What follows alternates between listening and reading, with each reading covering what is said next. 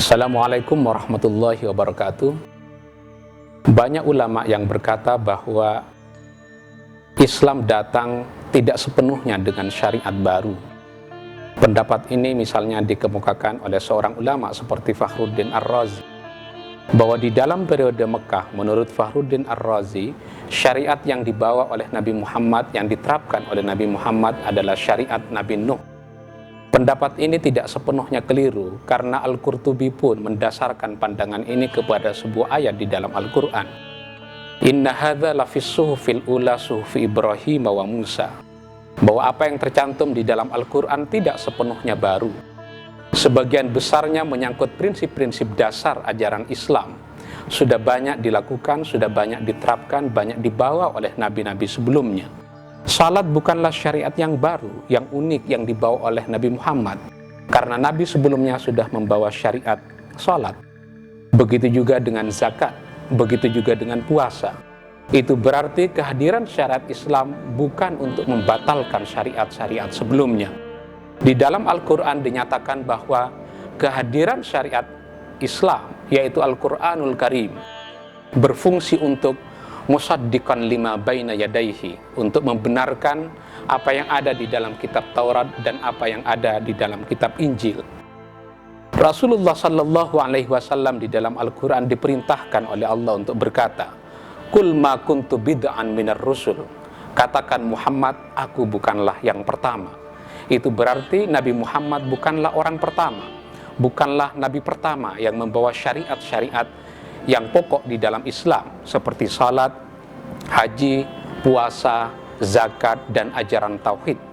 Kehadiran Nabi Muhammad dengan syariatnya lebih banyak berfungsi muhaiminan alaihi, yaitu melakukan kontekstualisasi terhadap sejumlah syariat-syariat sebelum Islam yang dipandang sudah tidak relevan dengan perkembangan zaman. Syariat Nabi Musa misalnya, ketika seseorang bajunya terkena kotoran cicak, maka bukan dengan cara membasuhnya dengan air, tapi dengan cara mengguntingnya. Syariat ini kemudian dibatalkan oleh Nabi Muhammad bahwa tidak boleh menyucikan najis dengan cara menggunting kain, tapi dengan cara mencucinya dengan air. Begitu juga syariat Nabi Adam, yang sebelumnya memperbolehkan melakukan pernikahan sesama saudara kandung. Syariat ini kemudian dibatalkan.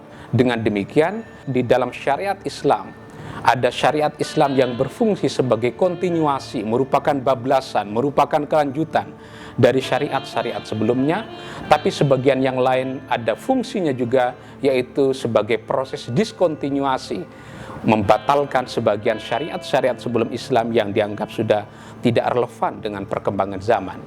Dengan demikian, kehadiran Nabi Muhammad, kehadiran syariat Islam bukanlah sebagai ancaman terhadap agama-agama sebelumnya, bukan ancaman terhadap agama Yahudi, bukan ancaman terhadap agama Kristen, karena Nabi Muhammad di dalam menjalankan syariatnya lebih banyak merupakan kelanjutan dari syariat-syariat sebelumnya. Kalau begitu penjelasannya, maka seharusnya antara agama Yahudi, agama Islam, dan agama Kristen bisa saling bekerja sama, bisa saling berdialog untuk menumbuhkan semangat kebersamaan, karena dari keduanya, dari ketiga agama ini lahir dari satu nenek moyang yang sama, yaitu Nabi Ibrahim.